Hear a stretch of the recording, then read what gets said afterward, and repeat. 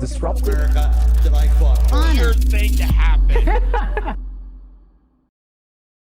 Hello, one and all. Welcome to this edition of Kitz Corner. It's been a fantastic day so far. So I want to circle back to a controversial topic that really needs to be addressed more often. And we talked about it for a bit, and then we kind of got sidetracked with all the Joe Biden shenanigans, because let's face it, absolutely hilarious. But here in Canada, there's a serious matter on foot. A serious matter by the name of Bill C-63, which is the Online Harms Act.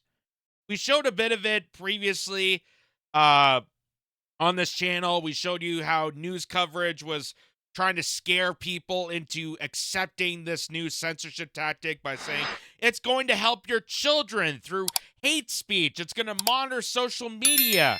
It's going to be such a great gift for Canada, considering the last two censorship tactics that have already played out have been disastrous for the nation. And here's how much disaster this new bill, the third act of the censorship triangle that Justin Trudeau is putting upon us, just how insidious this becomes, ladies and gentlemen. Here's an article. This is from the National Post. At least Pierre Poilievre is acknowledging how disastrous this is, because Pierre Poilievre says he would repeal the Online Harms Bill after PBO, that's the Parliamentary Budget Office, report finds $200 million in new bureaucracy. The Digital Safety Commission, the Ombudsman, and Office will have the equivalent of 300 full-time employees. That's right, folks. For the luxury price of being in this country, your tax dollars are going towards paying these people to censor you. Don't you feel so patriotic? The true patriot love of this government, that they're going to create an online safety commission to basically do the job that most Karens do already on the internet. They might as well just call it the Mothers Against Conversation. We can call it the Mac Pack. There we go. That would be a good marketing tool right there. So, at least Pierre Poilievre is saying the right thing. I don't know if he's going to actually follow through with this, because it's not just Trudeau that's inflicting these censorship tactics. It's the World Economic Forum. It's these big conglomerates, these global capture of governments that want to dictate our entire understanding. They want to dictate knowledge. They want to dictate over education, how we understand, how we look up things.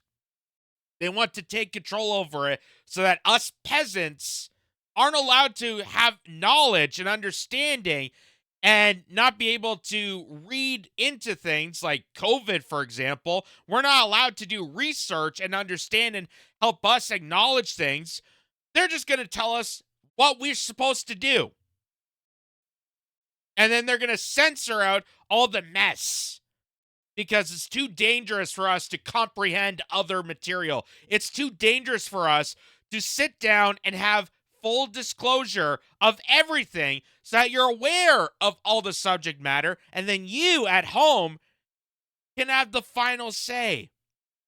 It's too dangerous to have critical thinking. It's too dangerous to have conversation. So they want to tax you up to $200 million to create this disaster.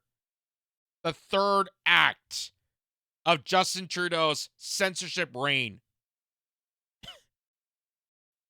So, this goes on to say, Conservatives are promising to scrap the proposed federal online harms bill after the latest report from the Parliamentary Budget Office found that it would create more than $200 million in new bureaucracy. Bill C-63 would establish 3 new entities: the Digital Safety Commission, which is mandated to enforce the act and has the power to issue monetary penalties and fines, and the Digital Safety Ombudsman, which will support social media users. Support being used lightly in that context. Both will be supported by the Digital Safety Office, which manages the day-to-day operations. But put together, the Digital Safety Commission, Ombudsman, and Office will have the equivalent of 300 full-time employees at full capacity, according to parliamentary estimates from the Department of Canadian Heritage provided by the PBO's office. In a report issued Thursday, the budget watchdog estimated that the total operating costs of these new entities in the next 5 years will be $201 million, minus any administration, monetary penalties, or fines collected from online providers that contrive the act. Conservative MP Michelle Rempel-Gardner asked the PBO to calculate the costs associated with the new Online Harms Act. In a blog post, she wrote that the opportunity cost of Bill C-63 alone should be enough to send it to the Justice Minister's shred pile. You would think people would understand what a waste of money it is to have a bunch of Karens in an office tower monitoring the nation's social media posts. You would think how stupid that would be. It is unconscionable that the Liberal governments would consider dumping $200 million and over 300 new staff into an ill-defined new bureaucracy that does little to materially protect Canadians from online harassment when Canada's existing law enforcement officials are begging for support to deal with the crime waves sweeping across our nation. And this is an argument that I have been saying throughout all this, is that these bills that are supposedly helping us with hate speech, helping us with online harassment, helping us with cyberbullying, is absolutely pathetic, because we already have laws in place that would help with that situation. We already have laws. We already have a judicial system that cracks down on people if they cause a violent attack on someone, if they're stirring up, if they break the law. There's already a system in place that would prosecute them. So why the hell do we need these acts? Why do we need these bills to be passed? Because it's not helping or protecting anybody. In fact, it's damaging more people than it's saving. But this is about control. This is about them trying to reign control on the internet, the Wild West of the internet, and take control of the actions and the responses and the language of fellow people on the internet, because they want to dictate and control the narrative. And they're losing control of the narrative. So this is being played out.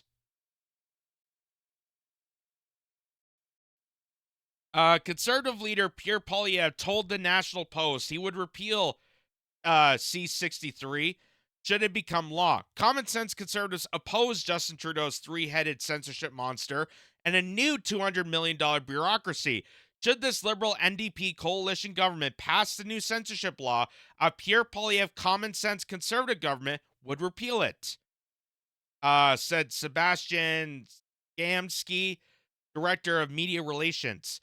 The three-headed censorship monster refers to Bills C-11 and C-18. The previously, respectively, the Online Streaming Act and the Online News Act, which became law last year, as well as Bill C-63. In a fundraising email, Pierre Poilievre's team accused the Liberal government of wanting to further restrict Canadians' rights and freedoms with these pieces of legislation. And we saw how damaging the last two bills are when it comes to restricting the rights and freedoms of individual Canadians. I was actually hurting journalism, opposed to the fact that they were trying to save journalism. They were trying to save it by restricting social media accounts from posting news content, which I knew was so stupid. Because why wouldn't CTV or CBC or the Globe and Mail or the National Post, any of these, why would they want to restrict themselves from social media posting and have people share their content, even if it is garbage, even if it is establishment drones? Why would they want to oppose this bill? Because they want people silenced out. They want people in the dark to not know about this. This is the governmental control of information on the internet. And they were trying to put these bills in place and manipulate you. This is how clever our Canadian government can get, how devious and sinister our Canadian government gets. Because these bills were fronted as helping Canadian content, helping Canadian journalists. We're doing this for the benefit of you. We're doing this to promote Canadian media. But what they don't tell you in these bills, and what they don't tell you in the new upcoming bill, is that we don't get to decide. We're not the decision makers. There's no criteria. There's no outline to show exactly how they pick and choose Canadian content. What's acceptable Canadian content? They get to do it behind closed doors. So the government gets to decide if you're acceptable enough to be on the internet. If you're acceptable enough to be a journalist. If you're acceptable enough to be part of online conversation here in Canada.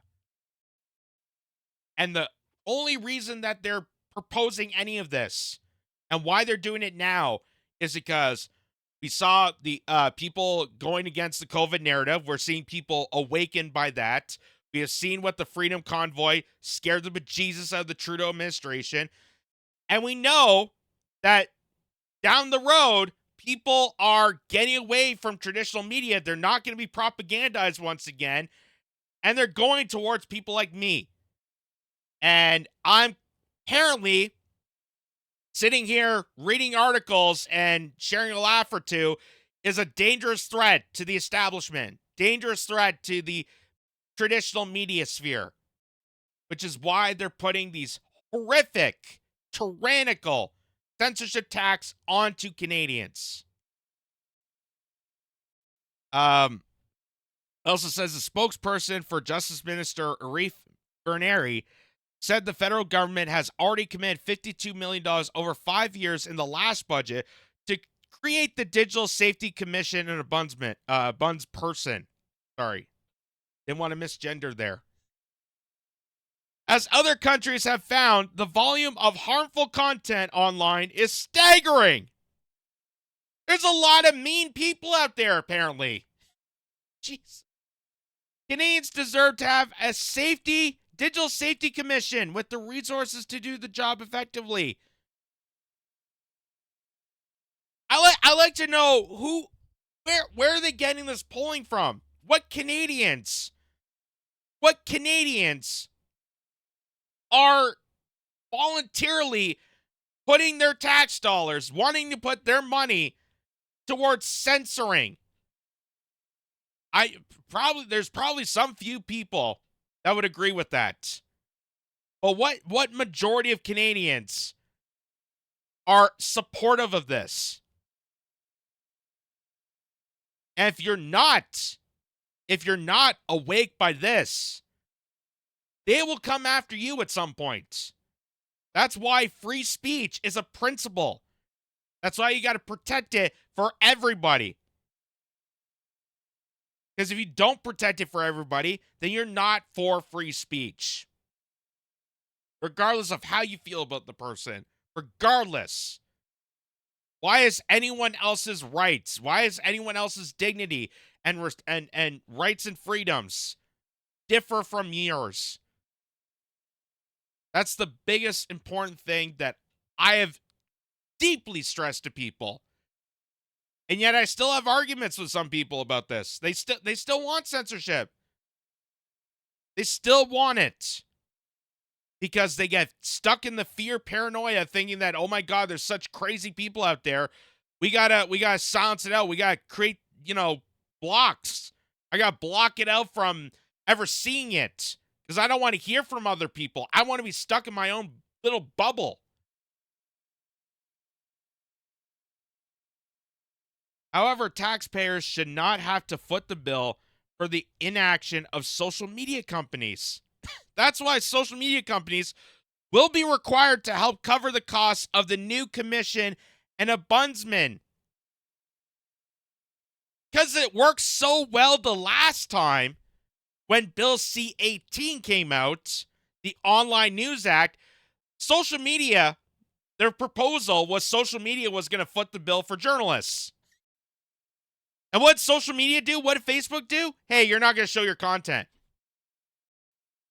How well did that go? How well did that go for the Canadian journalists that are now losing revenue because of this? How did that go? And now they're pointing the finger at social media companies, the same social media companies that coordinated together to silence us during the COVID pandemic.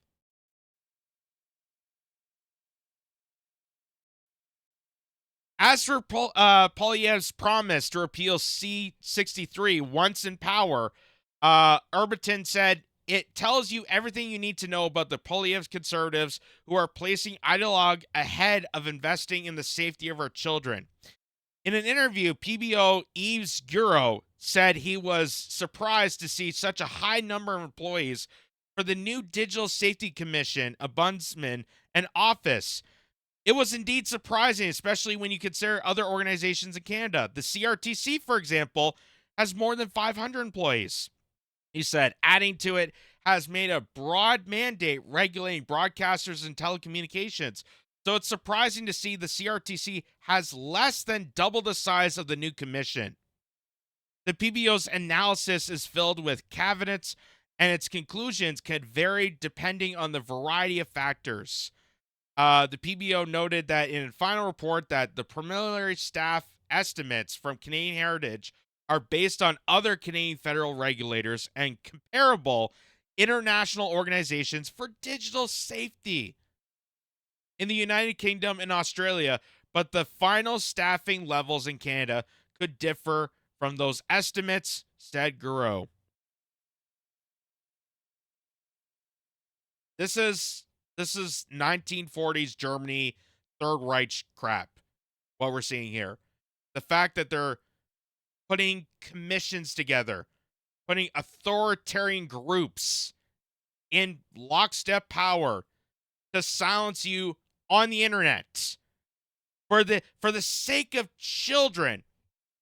Because, the government really cared about children throughout its course.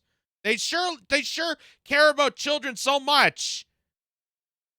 But not for anything else, but they care so much about words on the internet. That's because it was never about kids. It was never about kids. So, Wiretap Media posted this. This is their tweet here, saying, breaking, the new Supreme Court ruling may result in Canada becoming a safe haven for online child predators. So, while we're on the subject matter of child safety, because that's what this bill is proposing, we're protecting young kids from cyberbullies and vandals and hate speech and criminals within the internet. But we're apparently not protecting them from predators. We're not protecting them from trafficking. We're not protecting them from actual danger. That's kind of conflicting, wouldn't it? So, Canada becoming a safe haven for online child predators, shut down RCMP investigations of Public Safety Minister Dominic LeBlanc is okay with that. The government recently put forward a very totalitarian Online Harms Act, which we just saw there, that could land a person a lifetime sentence for a meme under the guise of protecting children. So they're not going to punish predators. They're not going to punish violent sexual assaults, but they could find you and send you to prison for life for wrongthink. This is Canada, folks. This is shit I would imagine North Korea would be doing right now. But this is here. This is Canada. Canada. You know, the multi-diverse nation. That's so diverse that Mussolini's dead body would arose from this and go, whoa, too much. This is insane. This is absolutely insane. However, the Supreme Court of Canada has ruled that the RCMP needs judicial approval to obtain the IP address to track down a suspected online predator, which gives the judiciary the power to choose who the RCMP can investigate. Wonder why they would throw that in. So, watch this video here. This is the committee that's pointing all this out as they're discussing protecting children by censoring everything else. This is just absolutely wild. Listen to this. There was a pretty groundbreaking decision earlier this month of the Supreme Court, the Bayevitz decision. The Bayevitz decision is in regards to Internet Protocol addresses, IP addresses. And these IP addresses are essential tools, essential evidence for our law enforcement to track down and prosecute child predators. Under the Supreme Court decision, it has now been ruled that there's a judicial authorization required in order to get those IP addresses. It's the equivalent of saying you need a search warrant to look in the phone book. This decision has had an immediate effect on basically freezing and, in the words of some RCMP officers, terminating child predator investigations in Canada. And some believe that Canada has now become the safest place in the world to be a child predator. I wonder if you can give your comments on that, Minister. Well, that obviously would not be a circumstance that's at all acceptable. I am informed that the RCMP and CSIS are obviously looking at the court decision and determining, based on some legal advice, the operational impacts of that decision. Getting access to an IP address, I wouldn't have compared to looking in a phone book. I think that's a little bit disingenuous. These are areas that are governed by law and a body of case law, but they will do it for a meme. They will track you down. They already have the abilities to do all this. This is nothing new. We've known this from Edward Snowden revealing this, that they could track down your IP address. They could track down your phone number. Even if you've never met anybody, even if you live under a rock, they could track you down easily. And they will do it for wrongthink. They will do it if you're misinforming people. They will do it if you post anything that's outside the norms of the establishment think. But they won't track down sexual predators of children, pedophiles of minors. It's too much for them, according to LeBlanc here. It's too much for us, and I don't think we could compare it to cracking open a phone book. But they've done it already. They've done it already. They tracked IP addresses of people posting supposed misinformation about COVID. They arrested people. They tracked down and hacked in to their internet protocol. Their IP addresses. They tracked those people down and arrested them for posting actual information during COVID. We saw that firsthand, but apparently sexual predators, we don't have the abilities to do that.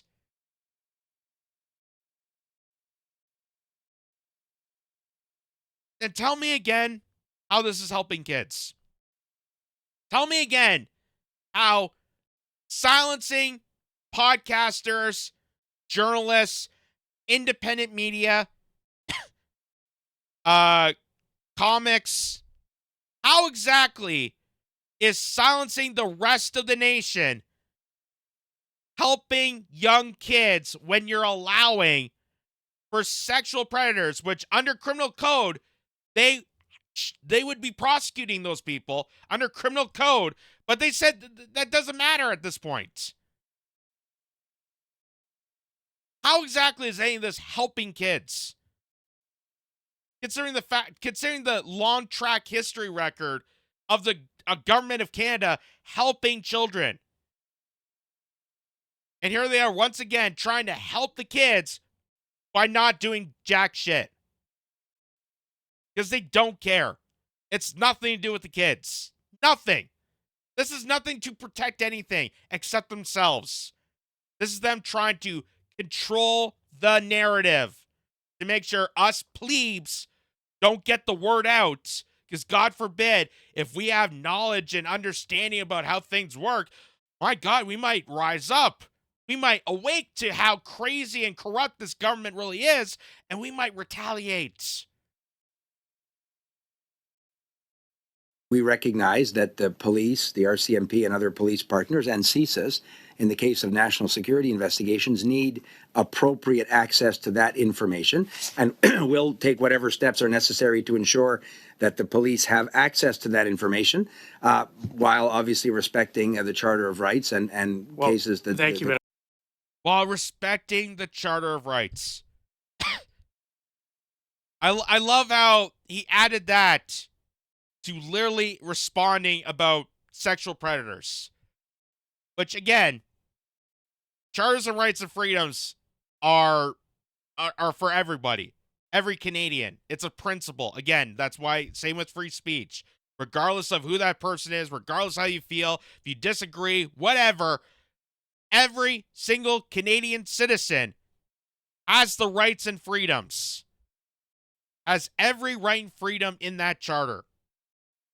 But isn't it amazing that they bring that up when it comes to not prosecuting child predators on the internet, but will completely dismantle charters and rights and freedoms for anybody else?